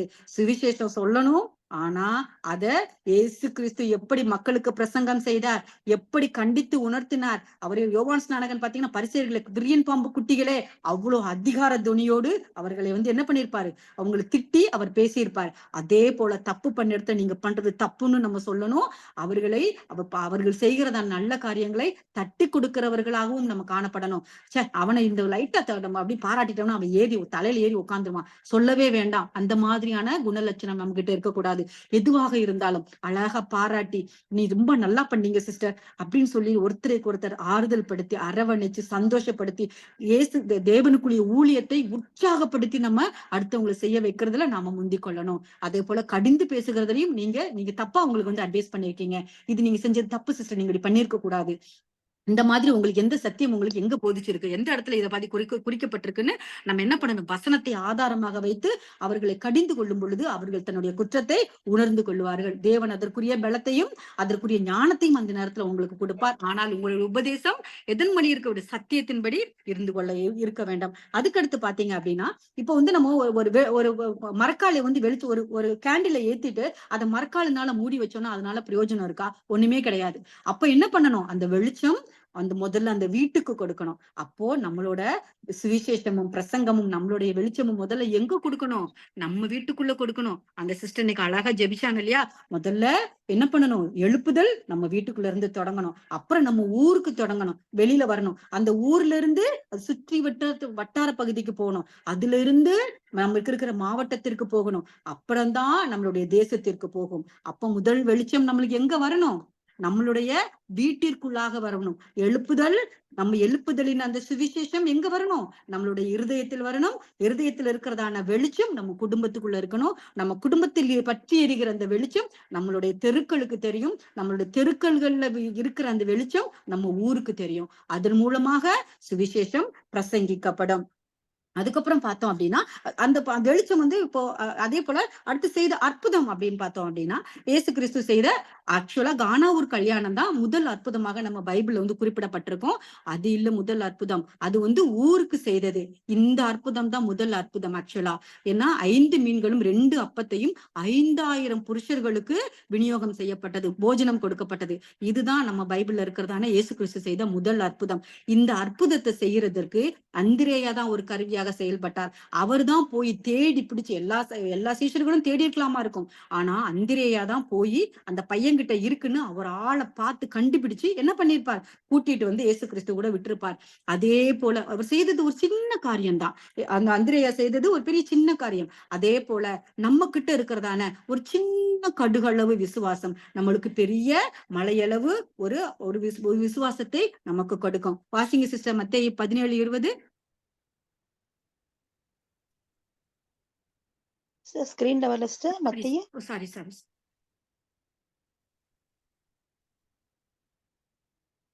வரலையா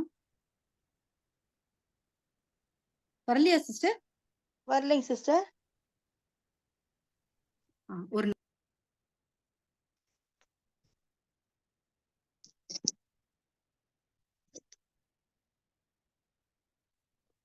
ஒரு நிமிஷம் சிஸ்டர், இது ஸ்டக் ஆயிடுச்சு. சரிங்க சிஸ்டர், சரிங்க.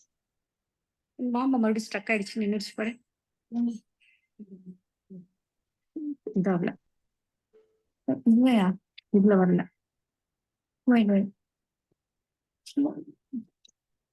Oh, you left the meeting. இல்லம்மா. join the meeting. எப்போ லெஃப்ட் ஆச்சு? join the meeting. இரு. ஏன் வரல? ஏம்மா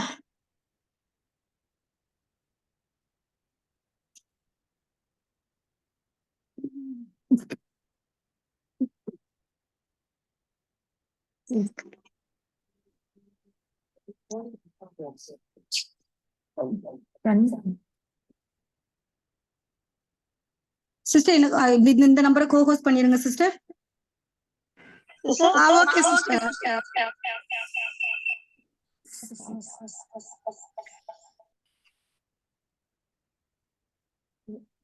ஓகே.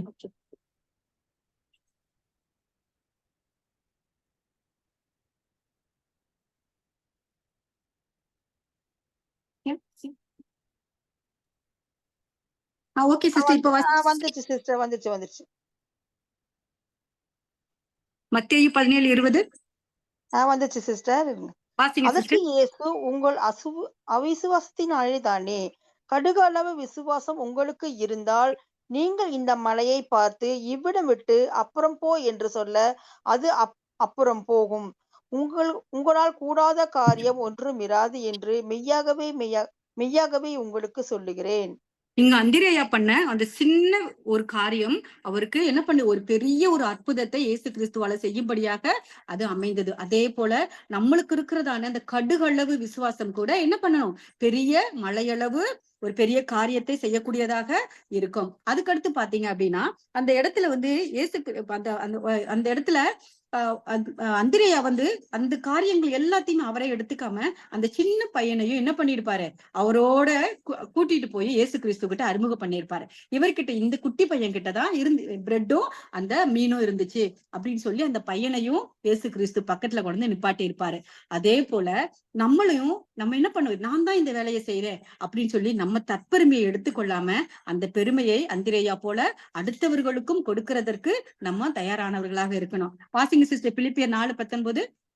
என் தேவன் தம்முடைய ஐஸ்வரியத்தின்படி உங்கள் குறைவுகளை எல்லாம் கிறிஸ்து இயேசுவுக்குள் மகிமையிலே நிறைவாக்குவார். அதுக்கடுத்து சிஸ்டர், அவனவன் தனக்கானவைகளை அல்ல பிறருக்கானவைகளையும் நோக்குவானாக.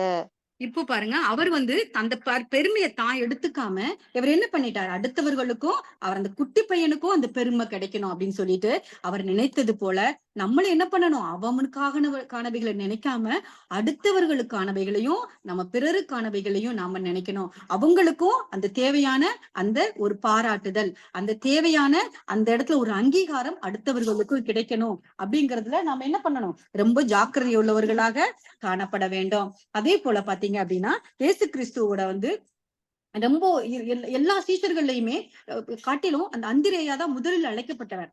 ஆனா அந்த முதலில் அழைக்கப்பட்ட அந்திரேயாவை தானா இருந்தாலும் எல்லாத்துக்கும் கடைசியில பாத்தீங்க அப்படின்னா இவர் என்ன பண்ண, பாதாளத்தின் திறவுகோள்களை யார் கையில கொடுப்பாரு, பேதுருவோட கையில தான் இயேசு கிறிஸ்து கொடுப்பாரு. அப்ப அந்திரேயா போய்கிட்டு, ஏன் நான் தானே முதல்ல அழைக்கப்பட்ட சீஷன் அப்படின்னு சொல்லிட்டு அவர்கிட்ட போய் அந்த எந்த ஒரு சண்டையும் எந்த ஒரு வாக்குவாதமும் இயேசு கிறிஸ்து கிட்ட போடாம தன்னுடைய தாழ்மையின் குணத்தோட அவர் என்ன பண்ணார், அடக்கமாக இருந்தார். அவர் என்ன பண்ணுவார், எந்த விஷயத்திலயுமே அவரு வந்து என்ன பண்ணப்படாது, எந்த விதமான சண்டையும் எந்த விதமான கோபத்தையும் எந்த இடத்திலையுமே வெளிப்படுத்தவே மாட்டார். அவர் தேவனுடைய திட்டங்களையும் அவரோட தரிசனங்களையும் தெரிஞ்சுக்கிறதுல மட்டும்தான் அவரோட ஆர்வம் இருந்துச்சு. அவரோட வருகை எப்போ இருக்கும், எப்போ நம்ம அவரோட கூட இருப்போம் அப்படின்னு சொல்லிட்டு ஒரு கவலை தோய்ந்தவராக அடுத்து நடக்க வேண்டியவளை தெரிந்து கொள்ளும்படியாக அவர் வந்து என்ன பண்ணுவாரு, இயேசு கிறிஸ்துவனோட கொஸ்டின் கேட்டிருப்பாரு. அதே போல நாமும் தேவனோட திட்டத்தை அறிஞ்சுக்கிறதுக்கு நம்ம எப்பவும் தயாராக இருக்கிறோமா அப்படின்னு நம்ம பார்க்கணும். இதை வாசிங்க சிஸ்டர், பிலிப்பியர் 2:3. ஒன்றையும் வாதினாலாவது வீண் பெருமையினாலாவது செய்யாமல் மனத்தாழ்மையினாலே ஒருவரையொருவர் தங்களிலும் மேன்மை உள்ளவர்களாக எண்ண கடவீர்கள். இங்க வந்து அவர் பேதுருவோட எந்த போட்டியும் போடாம அவர் என்ன பண்ணார்? தனக்கானதை தனக்கு கிடைத்தால் போதும் அப்படின்னு சொல்லிட்டு தனக்கு கிடைத்ததுல அவர் என்ன பண்ணார்? பொறுமையோட கூட, சந்தோஷத்தை கூட, மனத்தாழ்மையோட கூட ஏற்றுக்கொண்டார். அதே போல நம்மளும் என்ன பண்ணணும்? நம்மளுக்கு கிடைத்ததை பற்றி நம்ம என்ன பண்ணணும்? திருப்தி அடைந்து கொண்டு என்ன பண்ண இது அவங்க இப்படி இருக்காங்களே, அவங்க அப்படி இருக்காங்களே, அவங்களை எல்லாரும் பாராட்டுறாங்களே, நம்மளும் அந்த மாதிரி போகணும். அந்த மாதிரியான ஒரு எண்ணம் இல்லாம என்ன பண்ணணும்? அது தேவனோட கட்டளை. இன்னைக்கு அவங்க நல்லா இருக்காங்க, தேவன் அவங்களை எடுத்து பயன்படுத்துறாருன்னா எனக்கான ஒரு காலம் வரும். அந்த நேரம் நானும் என்ன பண்ணுவேன்? விடிவெள்ளியை போல நானும் சுடர் விடுவேன் அப்படின்னு நம்மளுக்குரிய காலத்திற்காக நம்ம காத்து கொண்டிருக்கணுமே தவிர அவர்களுடைய வளர்ச்சியை கண்டோ, அவர்களுடைய அந்த ஒரு அவர்களுடைய ஊழியத்தை கண்டோ நம்ம என்ன பண்ணக்கூடாது? பொறாமைப்படுகிறவர்களாக காணப்படவே கூடாது. அதே போல பார்த்தோம் அப்படின்னா, இந்த அந்திரேயா வந்து இயேசு கிறிஸ்துவின் இடத்துல அவருடைய தேவனுடைய திட்டத்தை தெரிந்துக்கிறதுல ரொம்ப ஆர்வம் காட்டுகிறவராக இருந்தார். அதே போல பாத்தீங்கன்னா, சிஸ்டர் வாசிங்க எரேமியா 33:3. என்னை நோக்கி கூப்பிடு, அப்பொழுது நான் உனக்கு உத்தரவு கொடுத்து, நீ அறியாததும் உனக்கு எட்டாததுமான பெரிய காரியங்களை உனக்கு அறிவிப்பேன். இங்க பாத்தீங்கன்னா, தேவனுடைய திட்டத்தை அறிந்து கொள்ளுகிறதற்கு அந்திரேயா அதிகம் ஆர்வம் உள்ளவராக இருந்தார். நாம என்ன பண்றோம்? நம்ம தேவனுடைய திட்டத்தை அறிந்து கொள்கிறதற்கு நம்ம தயாரா இருக்கோமா? ஆனா அதை விட்டுட்டு ஒரு சிலர் நம்ம சகோதரிகளுக்குள்ள அந்த பழக்கம் யாருக்கும் இல்லைன்னு கத்துருக்குள்ள நான் விசுவாசிக்கிறேன். சில பேர் பார்ப்பாங்க, ஜோசியம் பாக்குறது, குறி பாக்குறது. நீங்க கேள்விப்பட்டிருப்பீங்கன்னு நினைக்கிறேன். அது நிறைய எங்க மதுரை பக்கம் எல்லாம், நான் என்னோட ஊர் வந்து விருதுநகர், சாத்தூர் ஆக்சுவலா என்னோட பிறந்த ஊர். எங்க ஊர் பக்கம் எல்லாம் அந்த குறி கேட்கறதுங்கிறது ரொம்ப ஃபேமஸ்.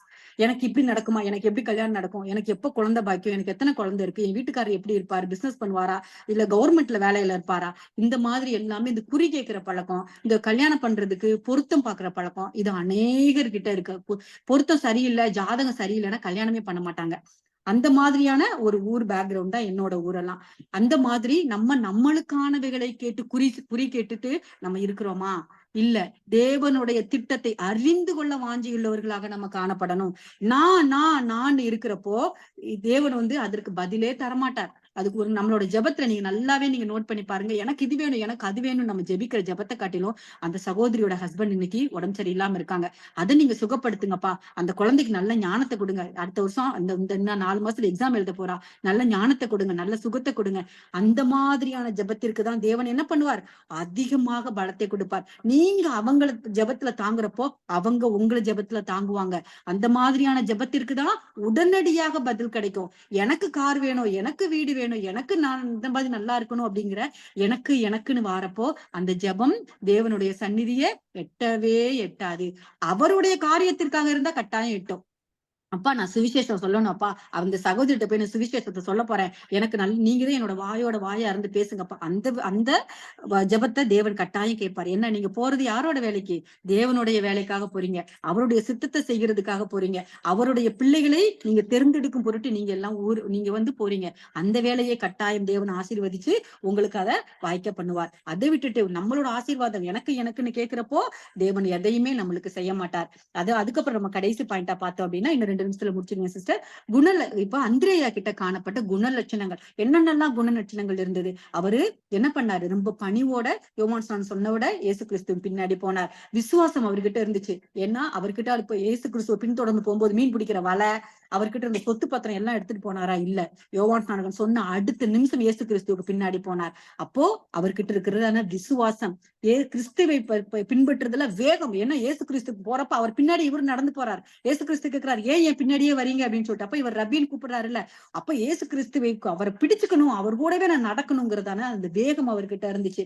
ஆசை இருந்துச்சு, அவரோட கூட நான் இருக்கணும், அவரோட ராஜ்யத்துல நானும் கூட இருக்கணுங்கிறதான ஆசை இருந்துச்சு.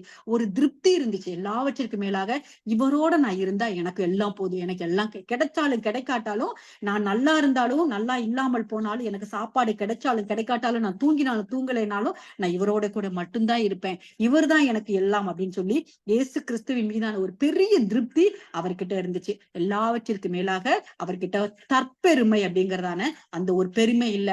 முதல் சீசன் அப்படிங்கிற அந்த பெருமையை அவர் எந்த இடத்துலயும் எடுத்துக்கொள்ளல. ரொம்ப மினிமமாக இடத்துலதான் அவரை பத்தி சொல்லப்பட்டிருந்தாலும் அவரை பத்தி தியானிக்கிற விஷயங்கள் அநேகமாக நம்ம வேதத்துல இருந்து நம்ம பார்க்கலாம். இந்த மாதிரி குணலட்சணங்கள் நம்ம கிட்ட காணப்படுதா, நம்ம அதை கொஞ்சம் ஆராய்ந்து பாக்குறவர்களாக இருக்கணும். இப்போ பாத்தீங்கன்னா நம்ம கடைசியா சரித்திரத்துல சொல்லப்பட்ட அந்திரேயாவை பத்தி சொல்லப்பட்டதான ஒரு சில காரியங்கள் மட்டும் பார்க்கலாம். இவர் அந்திரேயா சில நிறைய மாற்று கருத்துகள் இருக்கு. இப்ப எனக்கு தெரிஞ்சதை மட்டும் நான் கத்துக்கிட்டதை மட்டும் நான் உங்ககிட்ட ஷேர் பண்ணிக்கிறேன். இப்போ அந்திரேயா என்ன பண்ணாங்கன்னா சிலுவையில மறிச்சிட்டாரு. அவரை மறிக்கிறப்போ எப்படி, ஏன்னா எல்லாருமே உங்களுக்கு தெரியும், யோவானை தவிர்த்து மத்த எல்லாருமே ரத்த சாட்சிகளாக தான் மறித்தாங்க. அதுல அந்திரேயா எக்ஸ் மாதிரியான ஒரு ஒரு இதுலதான் அவர் சிலுவையில அறைந்திருப்பாங்க. அது சில பேர் சொல்றாங்க சிலுவை வடிவத்துல வைக்கிறதுக்கு அந்த இடத்துல இடம் இல்லாததுனால எக்ஸ் மாதிரி அடிச்சாங்கன்னு சொல்றாங்க. சில பேர் என்ன சொல்றாங்கன்னா, இல்ல இயேசு கிறிஸ்துவை சிலுவையில அறைந்த அதே அந்த மாதிரி அறையிறதுக்கு நான் பாத்திரம் அல்ல, நான் தகுதியானவன் அல்ல, அதனால என்ன எக்ஸ் மாதிரியான சிலுவையில அறைங்கன்னு அந்திரேயாவே கேட்டுக்கொண்டதுனால எக்ஸ் மாதிரி அரைஞ்சோம்னு சில பேர் சொல்றாங்க. ஆனா எது உண்மைன்னு தெரியாது. ஆனா அந்திரேயா எக்ஸ் மாதிரியான சிலுவையில, நான் அந்த பிக்சர்ல காமிச்ச மாதிரியான சிலுவையில தான் அவரை அறைஞ்சாங்க. அவர் மரித்த காலம் கிபி 60 இருந்து 70 இருக்கலாம். அதே போல பாத்தீங்கன்னா இவர் போன பயணங்கள், அதாவது சுவிசேஷத்திற்கு போன பயணங்கள் அநேகமான இடங்களுக்கு இவர் பயணம் செய்திருக்காரு. அது ரொம்ப சுவிசேஷங்களை இவர் அறிவிச்சிருக்காரு. அதே போல இவர் அந்த சிலுவையில 2 இருந்து 3 நாட்கள் வரைக்கும் உயிரோட தொங்கினதாகவும் வரலாற்று ஆசிரியர்கள் சொல்றாங்க. அந்த 3 நாள் தொங்கினாலும் அநேக கிரேக்கர்களுக்கு இவர் சுவிசேஷத்தை அறிவிச்சாராம் சிலுவையில தொங்கிக்கிட்டு இருக்கும் போதே. அது இவர் மரித்த இடம் பாத்தீங்கன்னா கிரேக்கர் இருக்கிறதான கிரீஸ், அந்த கிரேக்க தேசத்துலதான் இவர் கிரீக்ல தான் இவர் சிலுவையில் அறையப்பட்டார். அப்போ அநேக கிரேக்க ஜனங்களுக்கு இவர் சுவிசேஷத்தை சொன்னாராம். இவர் சொல்றப்ப அநேகர் உட்கார்ந்து அந்த 3 நாளும் தூக்கமும் சாப்பாடு இல்லாம இவரோட சுவிசேஷத்தை கேட்டாங்களாம். அப்போ அந்த 3ஆவது நாள் அவர் இறந்து போறதுக்கு அன்னு எல்லாரும் சொன்னாங்களாம், இவரை இறக்கிடுங்க, இவர் எங்களுக்கு ரொம்ப பிடிச்சிருக்கு, இவர் என்ன தப்புமே பண்ணலையே, இவரை கொல்ல வேண்டாம், இவரை இறக்குங்கன்னு சொன்னப்போ இவர் இல்ல, என்னோட சிலுவையில இயேசு கிறிஸ்து ரத்த சாட்சியாக மறிக்கும்படியாக தான் அவரை அழைத்திருக்கிறார், அவரோட பாதையில நான் போகணும்னா நானும் ரத்த சாட்சியாக மறிக்கணும், இதுதான் தேவனுடைய சித்தம் சொல்லி அவர் என்ன பண்ணலையாம், தன்னை மரண நேரத்திலும் தன்னை அவர் காப்பாற்றிக் கொள்ளணும்னு நினைக்காம அவர் சிலுவையிலேயே தொங்கி 3 நாளுக்கு அப்புறம் இறந்து போனாராம். அதே இவருடைய இந்த அந்திரேயாவோட நினைவு கூறும் வகையில தான் இது ஸ்காட்லாண்டோட தேசிய கொடி. அதுல அந்த பெருக்கல் சின்னம், அதாவது இந்த இன்டு சின்னத்தை தான் வச்சிருக்காங்க. ஏன்னா அவங்க இன்னமுமே அந்திரேயாவை நினைவு கூறும்படியாக வைத்திருக்காங்க. அதே போல பாத்தீங்கன்னா அந்த யூகேயோட பிளாக்லயும் அவங்களும் அந்திரேயாவை நினைவு கொள்ளும்படி, ஏன்னா முதல் சீசன் அப்படின்னு சொல்றதுக்காக நினைவு கொள்ளும்படி அவங்களும் இந்த இன்டு இதைதான் வச்சிருப்பாங்க.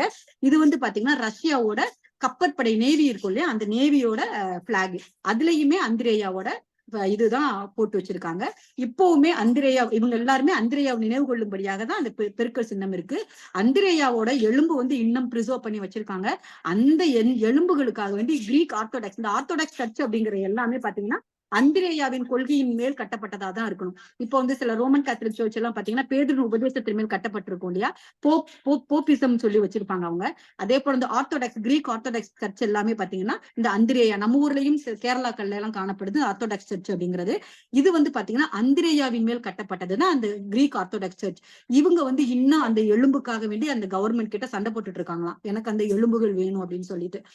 இதுதான் அந்திரேயாவை பத்தி தானே இருக்கிறதான ஹிஸ்டாரிக்கல் பேக்ரவுண்டு. இந்த சத்தியத்தின்படி நம்ம இதுவரை நம்ம அப்போஸ்தலனாகிய அந்திரேயாவை பத்தி நம்ம படிச்சோம். அவர்கிட்ட இருக்கிறதான அத்தனை குணநலன்களையும் நம்ம ஒவ்வொருத்தருக்குள்ளையும் நம்ம கொண்டு வரும்படியாக நம்ம என்ன பண்ணணும், வாஞ்சிக்கிறவர்களாக நம்ம காணப்படணும். அவர்கிட்ட இருக்கிறதான அவ்வளோ நற்பண்புகளும் நம்ம இந்த கலந்துட்டு இருக்கிற எல்லா சகோதரிகளின் இருதயத்திலும் இருக்கும்படியா கிடைக்க வேண்டும் என்று நான் தேவனிடத்தில் என்னுடைய ஜெபங்களை ஏறெடுக்கிறேன். இந்த வாய்ப்பை கொடுத்ததற்காக எல்லாருக்கும் நான் நன்றி செலுத்திக் கொள்கிறேன். தேவன் தாமே இந்த பகுதியை ஆசீர்வதித்து தருவாராக. ஆமென்.